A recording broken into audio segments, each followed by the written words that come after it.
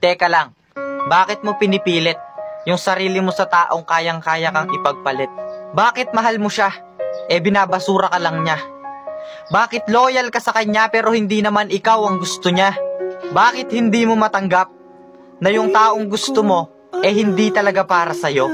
Alam mo, imbis na pinipilit mo silang piliin kanila, bakit hindi mo muna piliin yung sarili mo? Hintayin mo yung tamang tao para sa'yo. Hintayin mo yung taong bibigyang halaga yung pagkatao mo. Tandaan mong hindi pinipilit ang pagmamahal. Kusayang nararamdaman, pinipilit mo silang mahalin kanila, kaya ka nasasaktan. I'm sorry, don't leave me. I want you here with me. I know that your love is gone.